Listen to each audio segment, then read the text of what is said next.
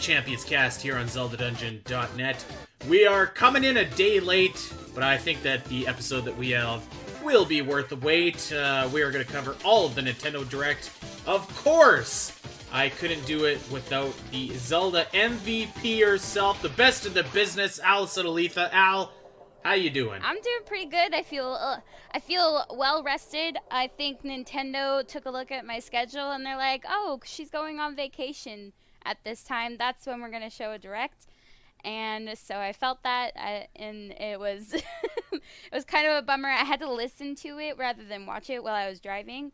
So I had initial reactions, which was good, but then I watched it later and I had better reactions. So I'm excited to talk about it. You know what? I will say that this one was a bad direct in terms of, like, I think we had 24 hours notice or something like that, right? Yeah. Like, in fact, it was not very long. No, in fact, you were. It was kind of funny. You were like, "Hey," and I hadn't realized that there was an announcement yet. But you're like, "Hey, if there's Zelda news tomorrow, Thursday, be ready to record." And I'm like, "I'm not gonna be here. Like, I'm driving down to the coast." So. Well, I mean, luckily, there really wasn't any Zelda news, as we'll get into. Yeah. But my original point was that it was a bad direct in terms of, like, there is less than 24 hours notice. Yeah. But I feel like oftentimes they will plop a Nintendo Direct at like 9 a.m. or 10 a.m. or like some miserable time like that. And this one wasn't too bad. This one was 4 o'clock for me, 3 o'clock for you. But all of our East Coast pals actually could get home from work, settle in, take their shoes off. So it wasn't like an obnoxious time. So at least we're making baby steps into the right direction. Maybe in the future we'll get a direct that's announced ahead of time, like a couple days ahead of time, maybe a week ahead of time, actually, that if you can even imagine. And it'll be at like 7 o'clock. That would just be unbelievable. I don't know what crazy juice you're drinking, but I think that's way in the future. We'll see. I feel like they might revert back to their old ways rather quickly. Their old dirty tricks of saying, like, "Hey, by the way, in 12 hours we got a Nintendo Direct for you." All right, so we're going to cover this Direct, but I have a story to tell you, Al, because I'm looking at it right now. So I was upstairs with Samantha yesterday, and she's just like, "Andy, the counter is disgusting. You need to clean up the counter." And I'm looking at the counter, I'm like, "It's not disgusting, and half of it's yours." I look at the counter, there's my 3DS, there's my DS, there's a Metroid Fusion map, there's my great Ace Attorney video game cover, there's like 3 pairs of my headphones, there's my laptop, and there was a Skyward Sword puzzle I had. So I'm like, oof, actually this is all my mess. So I cleaned it up, but then I grabbed that Skyward Sword puzzle, and I pitched it to Sam, and I'm like, "Why don't we do this tonight? We're not doing anything. Let's do this puzzle tonight." And you know what she told me? That's a winter activity. Okay. Is doing puzzles really a winter activity? I was just like, no. I feel like that's an anytime activity. Like, she's like, "No, it's nice outside. That's like what you do and when it's cold out and you make some chili and you get some hot chocolate and you do a puzzle." I get that. And I don't know about that. I question that. So I think we need some outside opinions on this matter, Alasyn. I mean, I get it. I understand that feeling. It's like a cozy kind of activity that you get to do within the warmth of your home if it's kind of nasty outside and you get to have something warm to eat or whatever, and then you're just doing a puzzle and it's nice and chill. When you're in the summertime, I mean, I get it. I wouldn't want to be in it. The sun is shining and I have a day off. I probably wouldn't want to be inside doing a puzzle. Well, I was hoping that you would just like straight up take my side. It's not exactly, you didn't exactly give the answer that I was looking for, if I'm being honest, Al. I don't know what to tell you about that. I'm sorry, Andy. We can't always agree. I was really looking forward to telling her that you said that she was wrong, but I guess I will just... Let me just message her just right now. have to make that part up. Be like, you were right. No matter what he says. All right, well, let's get into the show. As you can tell, the listeners of the Champions Cast, we're stalling because really there was 0 Zelda news, and we didn't think that there would be. I certainly wasn't expecting to see Breath of the Wild 2, and I don't think that we're really going to see any other announcements of new Zelda games, because we know that we got Breath of the Wild 2 coming up next year, but I think it was like a guarantee and we'll just start here, and then we'll kind of go in chronological order. But I think it was a guarantee that we were going to see the newest batch of Age of Calamity DLC. And we kind of did, like, for a couple seconds. And I don't know, I thought that maybe we would get something a little bit more. I think there was about a 1-minute trailer. I don't really know what I was expecting. I mean, maybe I was expecting, because the second batch, I think that we all think is going to be a little bit more story heavy. Right. Especially because Nintendo said that there was going to be cutscenes with it. So I don't know. I think that I was hoping for maybe like a story trailer or something. We did get Aster. He's got like 8 other Asters around him, and they're doing some voodoo stuff, and that does look kind of neat. And that's exciting. But I don't know. I was just kind of a little bit like, okay. We also got the confirmation that Robbie and Pura are playable characters. I think that's like the worst kept secret in Age of Calamity, but it looks like they're kind of one character. Yes. That was my takeaway from it, is that they're like the same playable character. Yes. I don't know if you kind of felt that way as well. I did, for sure. When I was hearing it, I was like, because I wasn't able to see it, I was like, oh, there's Robbie and Pura, obviously. We knew this was coming. But when I was watching it, I'm like, oh, they're like a tag team. You play as both of them. When you pick the character, it's Pura and Robbie. So that's definitely the vibes I got. It seems like, Pura's kind of controlling some machinery while Robbie's the one in it or using it, So, and being, the fighting man while she's in the back kind of controlling some of the ancient tech or whatever. That's kind of the vibe I got. Right. Yeah, that was my takeaway. And I think that that's a good thing, too, because as we've said before on the show, like, I think that you could make one of them have a cool moveset, because you got all, like, the ancient arrows and, like, other Guardian technology, but my thought was, like, man, what are, like, if both of them are playable characters, that's kind of, I don't know, that just feels like they're going to be like an Echo Fighter, for lack of a better term. So I'm glad that they just kind of smushed them into one. And they did say that there was a character that was playable that was not yet shown. It's probably going to be Aster. I mean, I kind of got the feeling, because it said one more character, and I kind of feel like they gave it away in the trailer. I could be wrong, and I could be reading too much into it, but I'm pretty sure it's Suga. Like, just the way that they showed Suga, and he was kind of like, it kind of looked like his entry card. Each character kind of has like an entry, for when they're about to fight kind of deal, or when they're first introduced to the story. It kind of looked like his entry into the roster of characters. Yeah, and I can't say that I'm terribly excited about that. Of course, so I think before Age of Calamity even came out, like last November, the entire game was leaked, and somebody data mined and found that there was playable character data for Robbie, Pura, Aster, and Suga.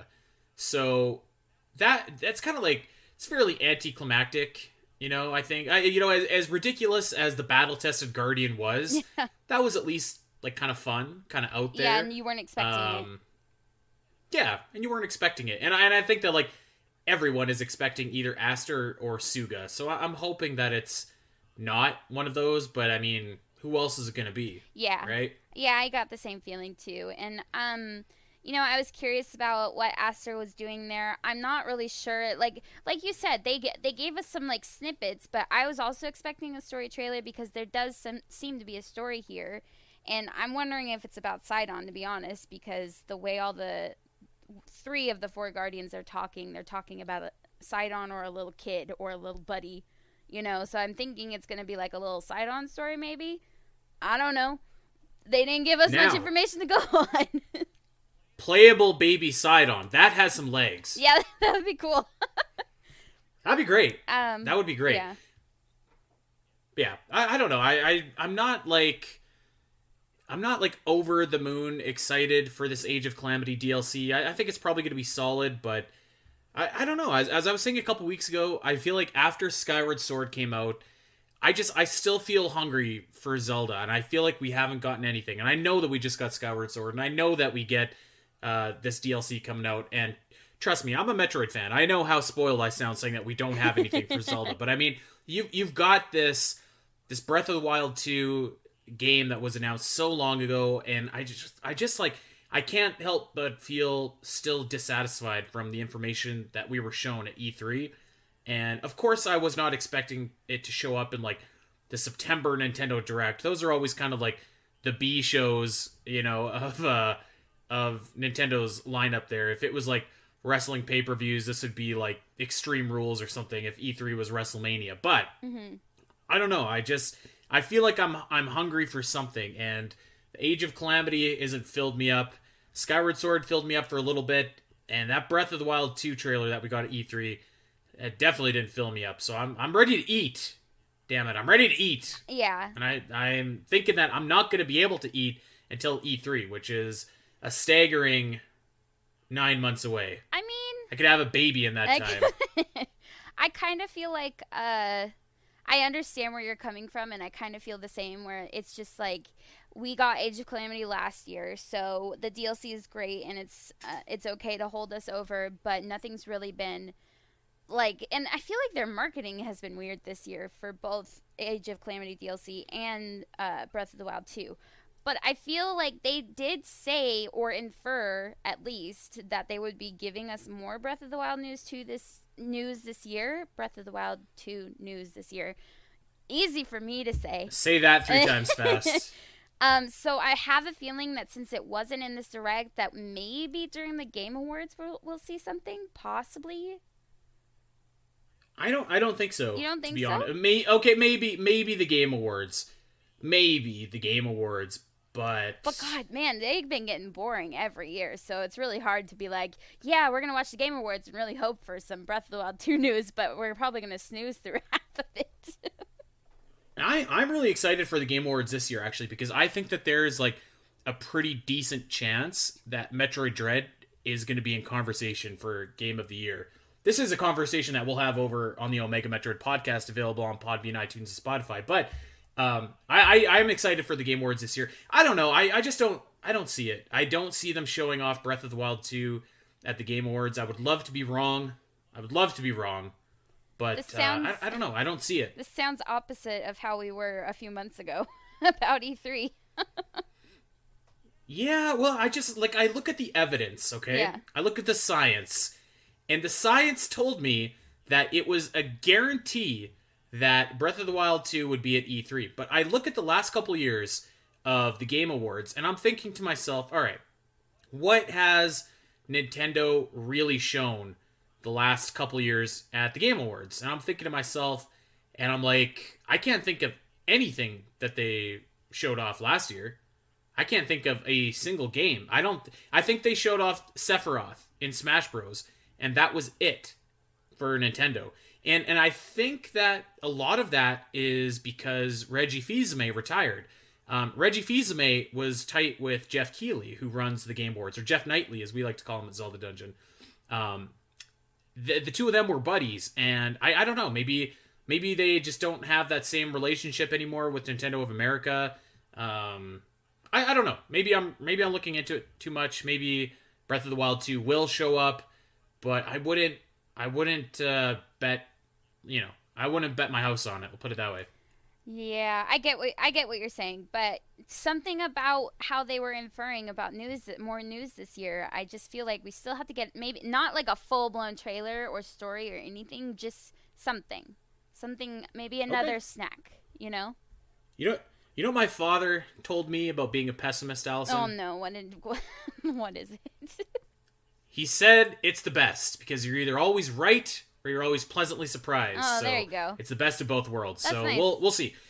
Let's get into this Nintendo Direct. We've been yakking about Age of Calamity. Let's get into the rest of it. Before we do, I'm going to put you on spot, Al. If you were to give this Nintendo Direct a grade, knowing that September Nintendo Directs are usually kind of in a tough spot because you basically know the rest of your lineup for the rest of the year. We know what we're getting in November, and we know what we're getting in October and December and January. So there's not really usually any new announcements, and because there's usually the February Direct. So knowing that this Direct is kind of in a tough spot, how would you grade this Nintendo Direct? I would probably grade it because I'm thinking about some of the games that people have been anticipating and wanting to hear more about. Like, they've already given us some news. I'm thinking about the rumors that we've been hearing lately with Switch Online, And I'm also thinking about the fact that they talked about the movie, which I had very little news about myself. I don't know if anybody else was different. I would say that it wasn't as great as earlier this year when they came back to the full-blown directs, which I thought was super hype. But I thought it was decent. And I had some moments where I was like, oh my god, is this really happening? You know, kind of still, even though it wasn't as hype. So I'd say Right. B minus B, like in that range, in between. Okay. I was going to say B minus. I think B minus is appropriate. And I feel like, so I was looking at this direct and the list of games that I accrued for us here today, Al. And I'm looking at this and I'm like, there's some cool stuff in here. There's N64, there's Castlevania, there's Splatoon 3, there's there is some cool stuff. But I think that my problem with the direct is that, yeah, you know what? Usually we talk about pacing in Zelda a lot, and their pacing applies to everything, including Nintendo Directs.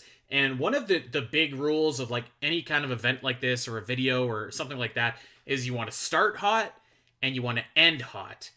And for me, the start was very lackluster and the end was very lackluster. And so I think that kind of I think it kind of sullied the rest of the direct for me. So maybe this is actually a better direct than I'm giving it credit for. But I do think that we were all expecting the latest the last Smash Bros. Fighter, for that matter, to be shown to start off the direct. We were actually told that we're getting a separate Super Smash Bros. Direct on October the 5th to reveal the last fighter, which is cool. But then they start off with DLC for Monster Hunter, and for Monster Hunter Rise, to be specific. And I thought that this was a weird choice, because, like, it is a Nintendo Switch exclusive, I get that, but it's not a Nintendo property. It's not like a new game. It was just DLC. It didn't really go that in depth. I mean, Monster Hunter isn't really my thing. Maybe I shouldn't even say that. I've never tried Monster Hunter, so maybe it is my thing and I just don't know it. But I don't know. I was just like, oh, it's Monster Hunter. This is how they're starting the direct? Okay. And I think that put this direct behind the 8 ball for me. And I realize that there are tons of people that do like Monster Hunter, and I'm super stoked for them, because I've heard nothing but good things about Monster Hunter Rise. But for me, I was just kind of like, to start this off. I agree with at least what you're saying about the beginning. I think it depends on what you like for the end of this direct, because I feel like there were a lot of fans. We'll get to the end. I feel like there's a lot of fans for those things. So I at least agree with you with the beginning, because I'm like, I don't really know a lot of, maybe it's just that I don't run in that kind of circle, and some Zelda dungeon people are okay with Monster Hunter, but it's really not in our circle. So it was cool to like the dragons were cool looking and stuff, but at the same time, yeah, it was such a like a stalled start to the direct. So I was kind of like, okay, cool, Monster Hunter, what's next, you know? Yeah, I agree. So that was how the direct started off, and let's go down the list here. Let's talk about some of the things that were announced. The next thing that was announced was, so back when E3 happened, you and I were talking. We had no idea if Nintendo announced a new Mario Party game, or was an update to the existing Mario Party game. And I watched this trailer and I still don't know. I'm pretty sure it's for a new Mario Party game, but I'm not 100% sure. So Mario Party. I think that does not bode well. I think there are some people that I've talked to that are excited about it, though. Mario Party Superstars, I believe it's called. And I don't know what it is either. If it's like a collection of all the best games and it hasn't come out yet, or if it has, I don't remember. But I do know some people that like it and like Mario Party and are excited about it. I believe what I said when they were first talking about it is, it's a game I could totally see getting in order to play with friends and family at gatherings, but otherwise, I don't. It's not. I just don't care. I was trying to think. Dude, you know what game? You know what I'm gonna get to play with friends and family is Chocobo GP, which was also announced here, which is like Final Fantasy Mario Kart. That looked awesome. That looked like awesome. Mario Kart. I'm sorry, it looked the exact same as Mario Kart. All the little flips and the moves and stuff. I mean, I understand the the desire for it for people who are fans of those games. But for me, who hasn't played any of those games, I was just like, it looks like Mario Kart. I'm like, I already own this game. You've never played a Final Fantasy game? I have never played a Final Fantasy game. Oh my god. Have you played Super Metroid yet? No. Yeah, I know you haven't. Yeah, we have plans, remember? All right. Do you ever have trouble getting to sleep? Yeah. I know where you're going with this. So this is what you're going to do the next time that you have trouble falling asleep, okay? You're going to go to about 6 minutes into this Nintendo Direct. You're going to fire up the trailer for whatever this card game was called by the guys who make Nier Automata. You're going to listen to this soft melodic music. You're going to listen to the 6 minutes that they spend explaining what this card game is and how it functions and the rules of it. And you are going to drift away and have the best sleep that you've ever had. My God, this trailer lasted forever.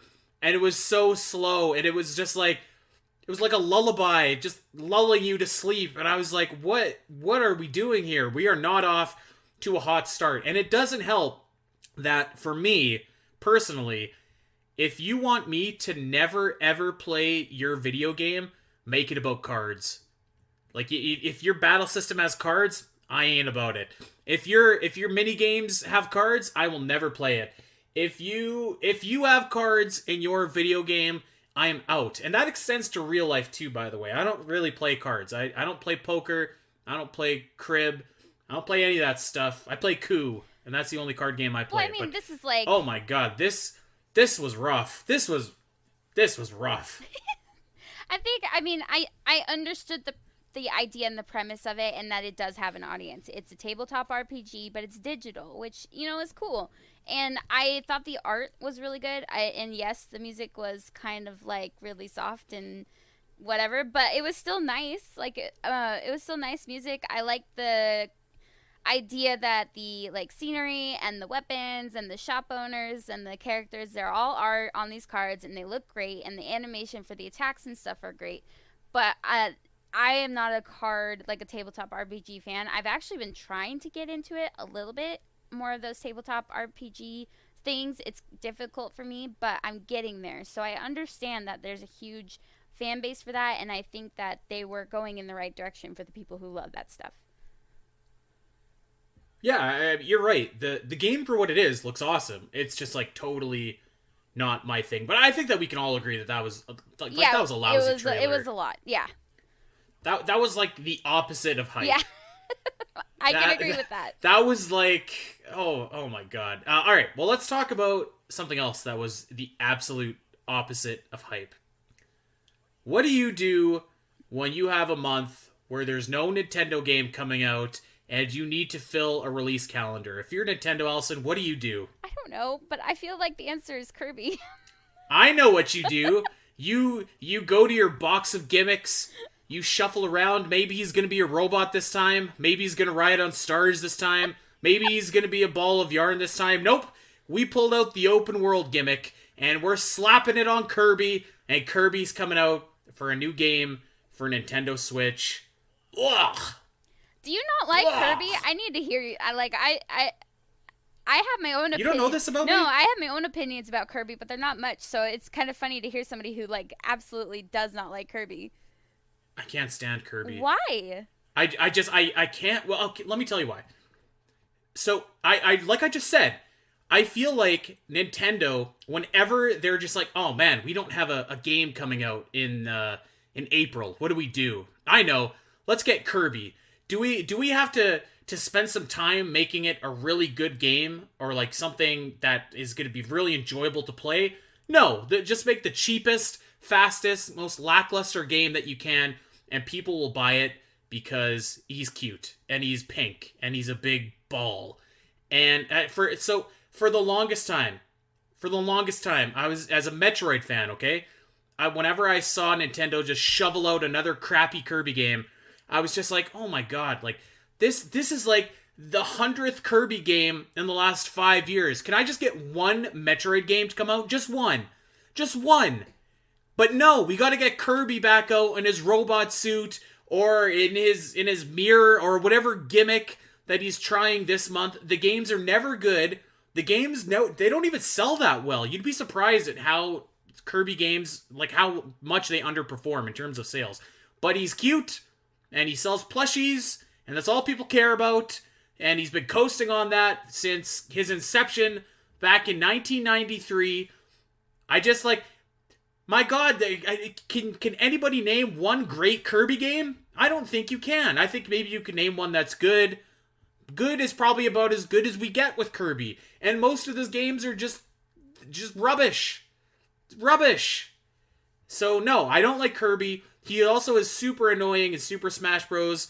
My brother always just played as him. He floated to the top of the screen and he was just spam down B over and over and over. It's you know, and the root of the hatred, Alasyn, is because, again, and this is somehow connected to me loving Metroid and never getting Metroid games. But I'm like, you know what? I get it. Okay, Kirby is cute. He's pink. He's a ball. He's easy to market to children.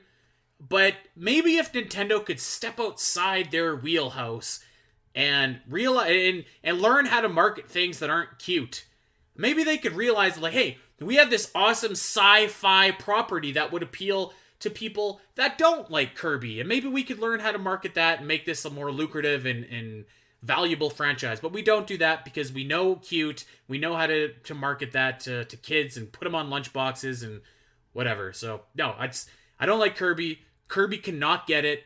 He is he's the worst. Kirby is the worst. I will say this though. This game looks like the best Kirby game I've ever seen. I'll give him that. Well, I mean, it's not saying much, right? It's not saying much. Oh my gosh. It's like saying, like, yeah, this gruel is the best bowl of gruel I've ever had. Yum. You just reminded me of just a quick sidebar story. I was at the beach this weekend with my sister and my best friend and my sister's boyfriend. And my sister's boyfriend was a little tipsy, trying to get into my car. And I'm a short person, so I have a short car. And he's tall. And he's like, Alasyn is pain in the butt to get into your car. And he's all yelling and griping and complaining. And then he closes the door and he's like, this is a nice handle, though. And I was like just from complaining to like an instant comment is what you just reminded me of. Like, this game is rubbish, but it looks like the best Kirby game ever. Well, I mean, come on, that's not saying much. Let's be honest. I'm sure that there's people out there that love Kirby. They love the easy games. They like being able to turn their brain off. They like that Nintendo just pumps them out like every 3 months. But come on, he's the worst. So, he is the worst. I am very indifferent about Kirby. I don't love Kirby, but I don't hate Kirby. It's just, and I think it's because I haven't played many Kirby games. I do remember one, I don't know what it's called, and I don't know what the premise of that game was about. I just remember playing it all the time with my brothers to the point where we were fighting over it, and it was on the GameCube. Was it on the N64? Nope, it was on the GameCube. It was on GameCube, okay. And to the point, we were always fighting about it, whose turn it was and whatever, that my mom took it away. So apparently that one was really good. I just don't know which one it was. It's probably the best thing that ever happened to you. So, I haven't played a lot of Kirby. I do feel like a lot of people who hate Kirby are because they play somebody in Smash Bros. Who always uses Kirby. And nobody hates Kirby. Everybody likes Kirby except for me. I can't stand him. And you know what? Let me throw this out there too, because God. I know somebody's going to say it. I know somebody's going to be like, well, Andy, these games are for kids. Of course they're not supposed to be that good. Let me tell you something. I've played Yoshi's Story. I played the Lego games, and you know what? Those games are for kids, but they're fun. Kirby's not fun. I don't know.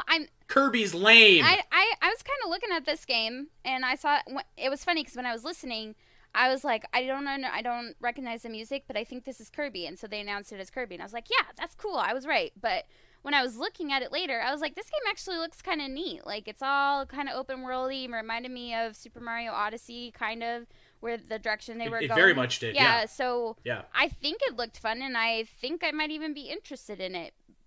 Like I said, I don't love or hate Kirby, so it was like, I was just like, yeah, that looks great. And it's fine. So when Andy shows me his notes that the new Kirby game is gross, I was like, dang, Andy, I need to hear your opinions about Kirby.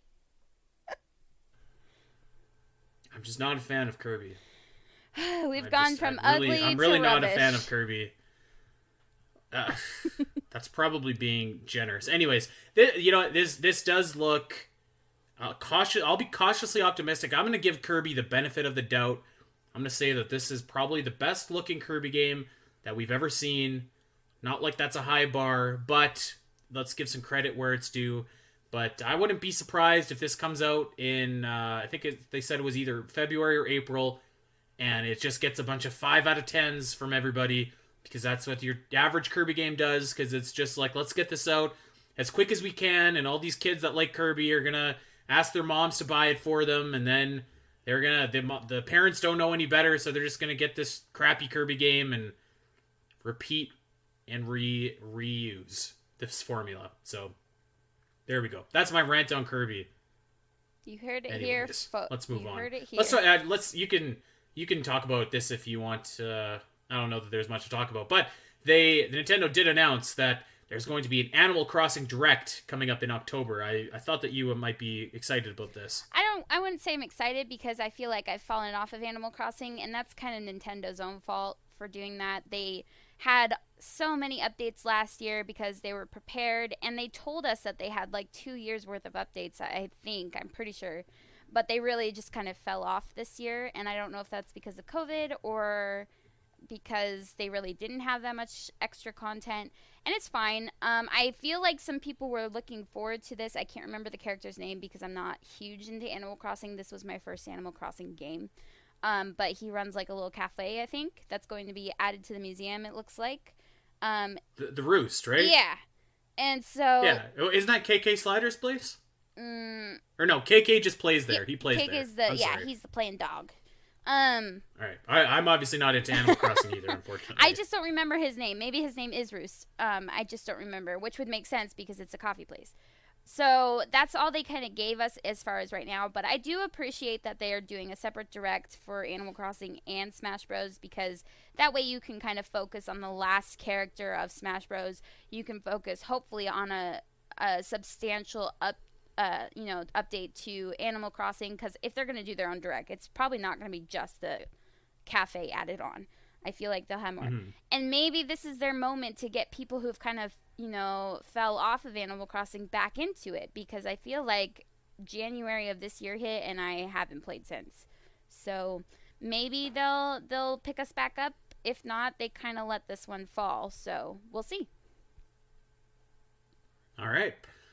Well, I'm gonna list off a bunch of like rapid fire things here, because we do have a lot of stuff to talk about still. So I'm gonna list off some things. You can stop me if you want to talk about any of them, Al. But here we go. There was a update for Mario Golf. So our boy Koopa Troopa is going to be a new playable character. So that's kind of cool for those who like Mario Golf. Knights of the Old Republic is coming to Switch. This game has not aged well, but I don't know. I guess we have the remake to look forward to in a couple of years.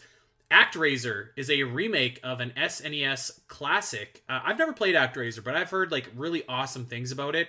So I might check this out. I think that... this has been on my short list of games that I wanted to play, and I was looking for it to come to Nintendo Switch Online, hopefully, and it never did, so maybe I'll just get this one.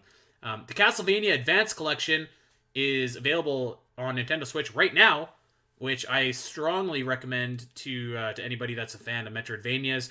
3 of these games are awesome for sure. Aria of Sorrow, you could maybe argue, is the best Castlevania game, and it's like $20 American, so it's a super good value. Deltarune is coming. I shouldn't say coming, it's already there to Switch as well, so that's pretty cool for anybody who wants it. Triangle Strategy. I'm about this game. This is the quasi-sequel to Octopath Traveler, although it's going to be a tactics RPG in the vein of Fire Emblem rather than a Final Fantasy-style RPG. This game looks awesome. I'm sure it plays awesome.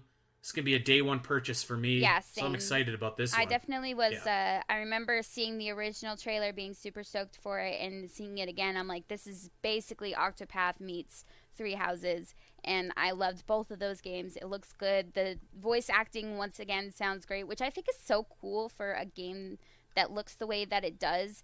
that they have like really amazing sounding voice acting involved with it. So I'm super excited about that. And I remember the soundtrack of Octopath Traveler being amazing. So I'm looking forward to that too. It was awesome. I'm looking forward to that. Yeah. So. Yep, that's going to be really good. Do you notice that they dropped the project from this? It used to be called Project Triangle Strategy. Yep, because I guess, they did their survey and they took a lot of it, a lot of the critiques and rolled with them, which sounds awesome. I wish that they would have kept it, because, like, Octopath Traveler is such a bonkers name for a video game. I love it, though. And, like, Project Triangle Strategy is also, like, just out there. I just love it, though. I wanted them to keep the ridiculous title. Maybe the third game could be, like, I don't know, Pythagorean Theory Combat or something. No. Like, I mean, that would be awesome. That'd be exactly the type of name that they would choose. But moving on to the last thing I want to talk about before some of the bigger chunks, there was a final trailer for Metroid Dread. Man, it didn't really show off anything new. It was just kind of vignettes of what we already have seen. But my God, so we're like 11 days away from Metroid Dread. This game looks so awesome. Please, please, please, if you have never played a Metroid game before, please check out Metroid Dread. I beg you.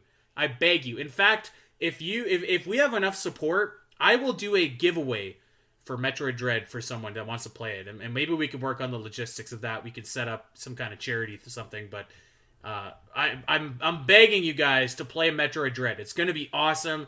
It's going to be, I think it's going to be the game of the year this year. So please check out Metroid Dread. I can see that. I don't know. Do they have enough time to be game of the year?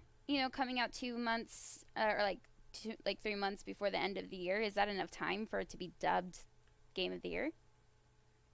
I think so. Okay. I think it looks awesome. I'm not a huge Metroid fan, so I have no idea what's going on, but I know that I'm going to have anxiety playing it. And and that there was this moment.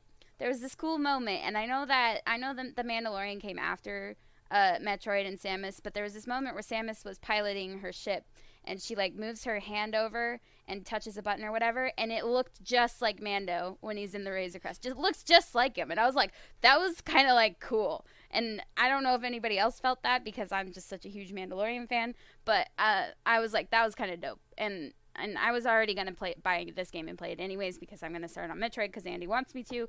But I was like, dang, that was kind of cool. Yeah, please buy Metroid Dread. Please. It's going to be awesome. I'll have a ton to say about Metroid Dread on the Omega Metroid podcast, so you can check that out. So yeah, please play Metroid Dread. Also, with the Mando comparison there, Samus has a baby Metroid. You've probably heard about the baby Metroid Baby before. Metroid. Things kind of like Baby Yoda in its own way. What is that the little baby octopus brain looking thing? Oh my God. I don't know. I never played Metroid before. I'm just visualizing things. Yeah, that's the octopus looking thing. Okay, then yes, I know what you're talking about. Yeah, that thing's cute. It's more like a squid. It's not really an octopus. Oh, sorry, my bad. I mean, there's a big difference. I'm just saying. All right. Speaking of squids, what a great segue. Speaking of squids, Splatoon 3, Rise of the Mammalians was showed off. This looks awesome. This looks so good, so charming. And I think that if they would have ended the direct with Splatoon 3, I would have came away and been like, this is a B show.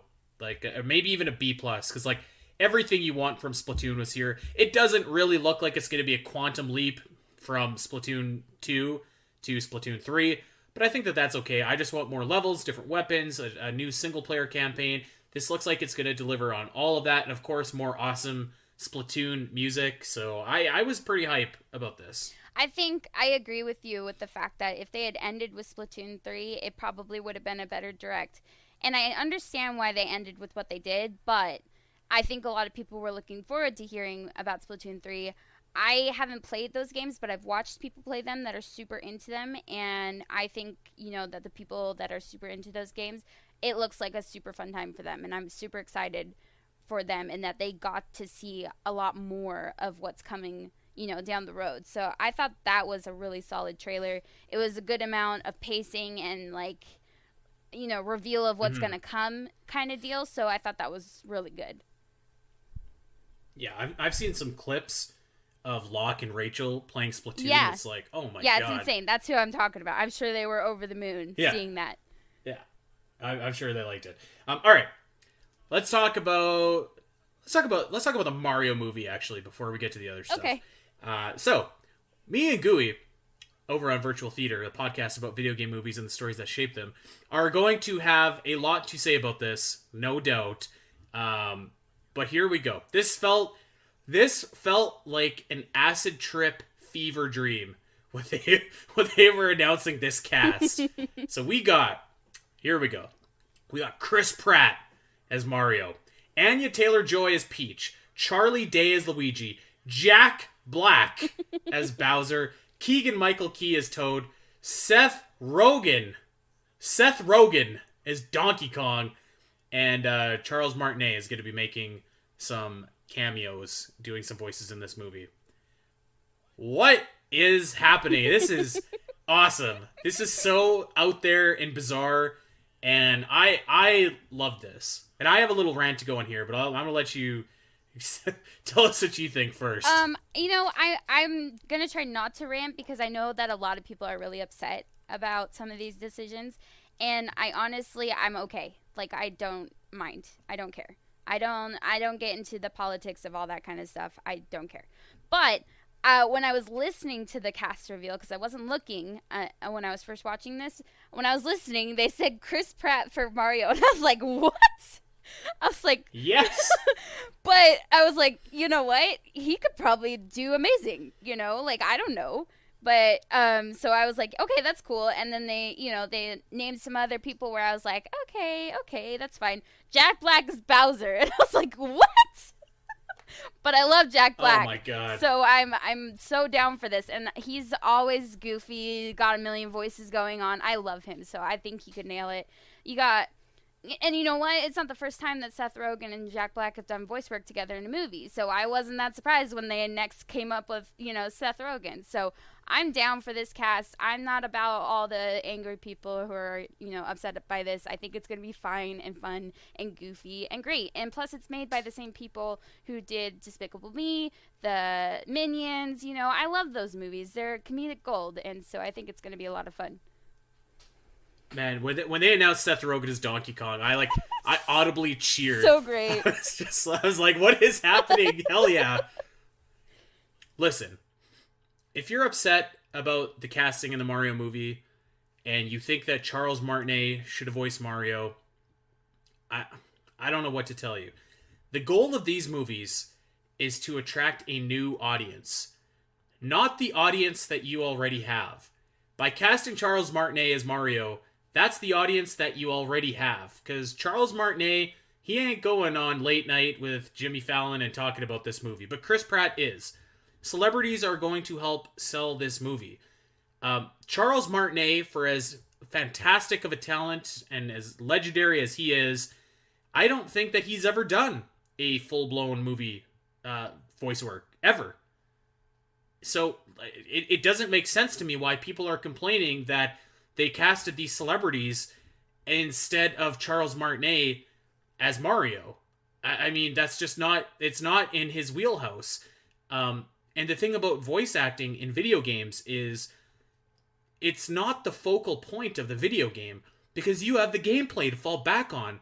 Whereas this is like, you are very much the focal point of the movie. And if you are inexperienced in saying anything beyond a few catchphrases here and there, I mean, I don't know what to say to the people that are like super upset about this. This is just where we are. And there's a different conversation to be had about, like, you look back, and I think Aladdin started this when they casted Robin Williams as Genie.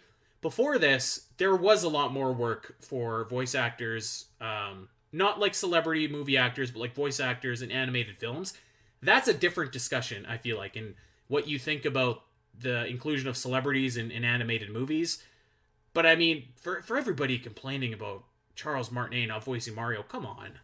I mean, like, for as far as that voice actor versus actor thing, it's like they went into the business to be an actor and to try different things. You know, you see so many actors. If you actually look up their IMDb, they've got producing, they've got directing, they've got screenwriting, they've got acting, they've got voice. They want to be well-rounded in their career too. So, should these movies always cater to voice actors? Or are you going to have some movies that have, you know, the top celebrities that can be personable and can market these things? I think that you should. You know, there is work for voice actors and there are work for actors. And they can intermingle or they could be separate. I don't think it's actually that big of a deal that people are making it where voice actors are being run out of the business by regular actor. I don't understand that. Somebody might have to educate me. I could be totally wrong. You know, I might not understand the full spectrum, but I don't see it. Yeah, I just think that, like, you know, what are we upset about here? Did we think that we were making a Mario movie from the makers of Despicable Me and not casting, like, celebrities as the voices? I don't know what to say about that, you know? Yeah, so, there's some other things too that people are upset about, and I'm like, you just don't know how it's gonna be. What else have you heard? I know that a lot of people don't like some of those celebrities, and I don't want to like get into a huge tiff about it, but at the same time, I don't really pay any mind to cancel culture. So for me, they're just actors that are gonna be fun to watch or hear in these characters. I haven't really heard any critiques other than Chris Pratt as Mario. Mm-hmm.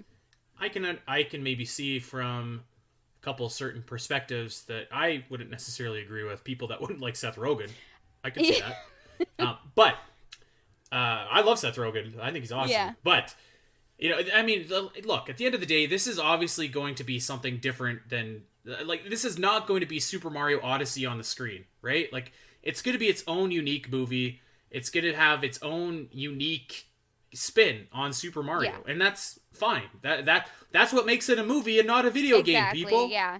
You gotta bring in the new audience, and as well as, you know, have the people that are gonna have nostalgia for those characters have a good time watching this movie. Now, if somebody were to complain about Charlie Day as Luigi instead of Johnny Legs, I could get behind that. You know what? It would be really cool if they had John Leguizamo play him. But I really do like Charlie Day and his chipmunky voice, so I'm kind of excited for that. I'm hoping that Samantha Mathis shows up and makes a cameo as Daisy, because that would be great. Okay, that'd be awesome. Cool. All right, let's talk about the next big piece of news from this Direct. Nintendo 64 games are coming to Nintendo Switch Online. It's not going to be included in the base Nintendo Switch Online package, though. It's going to be what they called an expansion pass, and the price is as yet to be revealed. But if I had to make an educated guess, I would guess that this is going to cost you $10 extra a year. A year, yeah, I think so. And so that would bring up my Nintendo Switch Online subscription, because I'm Canadian. So that would be $35 a year for me. You know what? I'll round up and I'll say $40, because it's probably going to be $10 American. So it's going to be more for me. So it's going to cost me $40 a year. And I saw some people griping about that, and I can understand that, but at the end of the day, I'm just like, sweet. Like, I will gladly pay that, because I just want to be able to play Star Fox 64 or Ocarina of Time or Yoshi's Story in my bed on my Switch. And I think that's going to be awesome. I want to be able to race Alasyn and F-Zero X online. And I think that's going to be awesome. And you kind of, the way that I view it, where it makes sense to me, is like, all right, maybe Nintendo doesn't have the best online infrastructure. I think we all agree about that. But if you look at this as like kind of a games pass, let's say $40 a year, let's divide that by month. Let's just say that that's like $3 or $4 a month. So I'm paying $3 or $4 a month, and I've got access to all these fantastic N64 games, all these fantastic Super Nintendo games. You know what? I even throw Metroid NES or Zelda NES or Mega Man NES sometimes as well. So I have access to all these games. I'm looking at Xbox like Game Pass, and it's not a fair comparison because there are AAA current day titles there, but it's like $20 a month, right? And to me, it's like, wow, that's a pretty decent value for like all this nostalgia, especially when you consider if you go to the Wii U and you boot up the Virtual Console and you go to buy an N64 game, they're $7.99. Or you go to buy a Super Nintendo game and they're like $6.99. So, I mean, for the price of about 5 games, you've got your yearly Nintendo Switch online subscription. So I was pretty happy with this, actually. I think that it's a much welcome feature, and they showed that there was a bunch more games on the way, like Majora's Mask and Banjo-Kazooie. So I thought that this was pretty awesome. Yeah, I was super stoked about this, and I'm gonna pick on my brother. Sorry, Andy, not that you listen either way, but like, my brother Andy, because when they announced Ocarina of Time, and then they were saying more games like Majora's Mask, I was super stoked because he's been bugging me. He's like, "How come Nintendo doesn't have Majora's Mask on the Switch? How come they don't have it?" And I'm like, "I don't know. Maybe someday they'll come out with a collection. Who knows?" So I was really excited to call him as soon as I heard that, and on my car ride, and I was like, "Andy, Majora's Mask is coming to the Switch. They're gonna do it with Switch Online with the sub and stuff." And he like immediately went from excited to angry, which I just thought was an overreaction. And basically we kind of got in this little argument where he was just like, "I think that's a really scummy move that they're gonna charge you like that, and that I was gonna buy a Switch, but now I don't want to. Like, I'm either gonna buy those games or not play them at all. Like, I'd rather own them or not have them." And I was just like, I think that's so silly. I saw that everywhere. Yeah, everywhere. And I'm sorry if you feel this way. I'm not trying to like invalidate your feelings, but I literally did the math for him, and I said the original subscription is $20 a month. That is $1.67, or I'm sorry, a year. That's $1.67 a month. That is $1.67 a month, people. And if it goes up to $30, then it's $2.30 a month. So that you can play nostalgia, and I think that's wonderful. And once again, I will say that Nintendo is a business. They need to make business decisions so that they can make more money, so that they can give us games like Metroid Dread and Breath of the Wild 2. They're a business. Stop whining. I will say that for a long time, I've heard people complain and complain and complain about how Nintendo does not make their games accessible to people, right? Like, I can't tell you how many times I've listened to people, particularly on the Metroid side, be like, Nintendo doesn't make their games available. If you want to, I don't feel bad about emulating them because it's not really available for me to purchase on the Switch or whatever. Here it is. Here it is. And you know what? I do get the people that are just like, you know what? I don't really like that I can't physically own the game. But let me ask you a question. Do you physically own The Mandalorian, Al? Nope. Or do you pay to stream it? I pay to stream it. And that's just reality. Because buying the DVD set of The Mandalorian is like a crazy amount of money. And, by having a subscription, that will encourage you not only to play the game you want, but to play some games that you might never have tried if you didn't have that subscription. And there definitely is a separate conversation to be had about streaming media and cloud media versus physically owning stuff. I think that's a valid conversation. Gooey and I had that conversation this week. However, I mean, you can't have it both ways. You can't say that Nintendo never puts their stuff on their platforms and doesn't have it available for anybody, and then complain when they do that, but they charge you a premium, which like as you just pointed out, is basically nothing. And there's a family plan, isn't there? So I was offering that to my brother because I'm sure that they'll upgrade the family plan, right, where you can have like 4 people. And I'm like, if you just want to pay me like $10 for you, I'll give you access to my family plan. For some reason, he didn't like that either. But we didn't even mention, by the way, that there's Sega Genesis games too. Oh yeah, that too as well, and that was super. There's Echo the Dolphin. There's Phantasy Star. There's and the controllers that they're making accessible. Well, I mean, you have to buy the controllers. Well, yeah, but like the fact that they're letting you play Ocarina of Time N64 with the N64 controller, I think is pretty dope. But and like I said, I get it. I understand that people always get upset when it comes to money walls and all that kind of stuff. It's just their business, and I always respect their business decisions. So because I'm going to get a game like Breath of the Wild 2 in the future out of that business decision. So I will say I do think that it's going to be hard to go back to the N64 version of Ocarina of Time and Majora's Mask. I'm okay with after playing. You're so weird. I like Majora's Mask N64. I'm totally fine weird. with it. Well, Ocarina of Time is going to be difficult though. Yeah, like, I would agree with the that. Iron Boots as an item, man. So that's going to be weird. I would legit buy those games if it was like a dual pack, Ocarina of Time 3D, Majora's Mask 3D for like full price. I'd buy. Yeah, that. I would too. I'd be all over that. All right, so we got all this, and then I have a story to tell, and this might preface why I walked away from this direct a little bit disappointed. I'm wondering if you are about to have the same story as me, but continue. Okay. Let's say yeah if we're along the same wavelength there. So, earlier that day, I see a bunch of people. They're just like, "Hey, stay off Twitter because the Nintendo Direct leaked.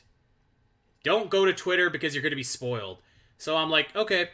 So I'm kind of staying off Twitter, but I also was promoting some Metroid stuff that day.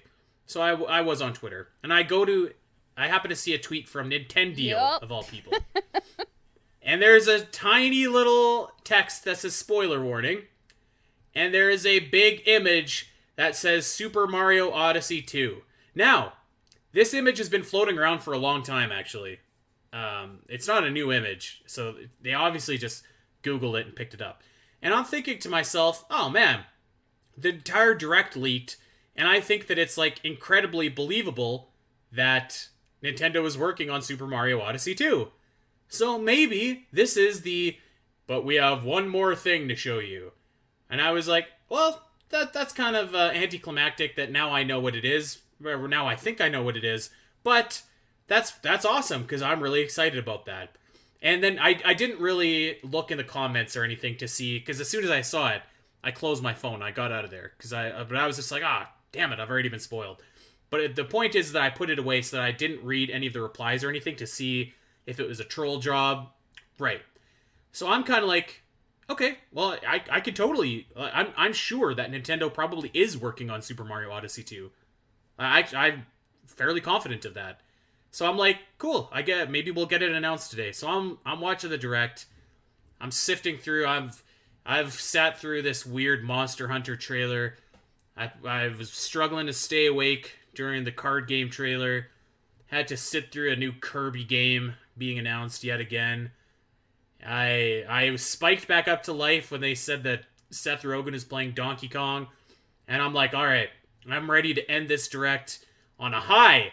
I'm ready to end it with Super Mario Odyssey 2. And then we get this weird cutscene. It looks like an Xbox 360 game. It's got some people shooting this big blob. And I'm like, what the heck is this? And then Bayonetta drops in. And she starts doing her weird Bayonetta dances. And I was just like, oh. And let me say, I am so happy for the people that are excited for this game, because there are a lot of people that are excited for this game. This is like in that same mythical category that Breath of the Wild once was, or that Metroid Prime 4 is in, where it's like it appeared and then it just disappeared for years. We haven't heard a lick about this game in 4 long years. So I'm totally stoked for everybody that is super pumped about this. However, it's just not my thing. I played Bayonetta 1, and I was just like, okay. I still have Bayonetta 2. I've heard that game is just a masterpiece. I've heard that it's absolutely awesome, but, like, I just don't really like combo fighters. I don't really think I've ever played a Platinum Games game that I've been like, man, this is awesome. The Bayonetta dances and moves that she does, they look, like, super corny and cringe to me. So... yeah, I was just kind of like a little bit let down as this Direct came to its conclusion. What say you? Yeah, so I was in the same boat where, because of what we were talking about the day before with, hey, if there's Zelda news, let's be ready to record tomorrow. And I was like, oh man, I didn't even know the Direct was announced. So I was on Twitter later, and I saw the Nintendo thing too. And so I immediately did the same thing as you did and closed out of it because I didn't want to be spoiled any more than I already was.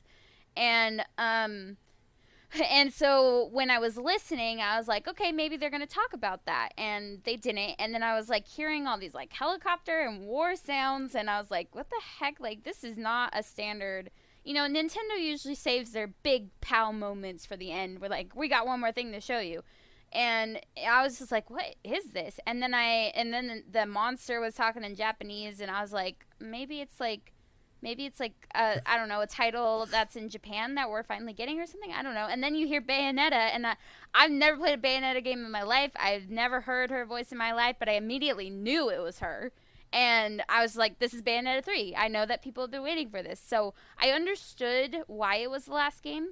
But for people like us who don't have much interest in it, it was kind of like a meh, kind of deflated sound ending. But I understand why they had it last, because you know this has been anticipated for a long time by a lot of people. So I get it. I get why it was there, and for those people that have been anticipating it, that made it a B+ direct for them. Yeah, no doubt. Like there are so many people I know that were like so over the moon after Bayonetta 3 was shown off, and I think that that's great. But yeah, it's just kind of to me. You know, to be honest, you know what I thought this was? This reminded me of Xenosaga, like the big blob monster. It reminded me of an enemy called the Gnosis from Xenosaga. Oh, okay. Xenosaga was a trilogy of PlayStation 2 RPGs made by Monolith Soft, who makes Xenoblade Chronicles. So I was like, is this like a port of Xenosaga to Switch? Because that would actually be pretty hype. Like, I loved those games back in the day. And they're super expensive today. So I was like, yeah, this is kind of cool.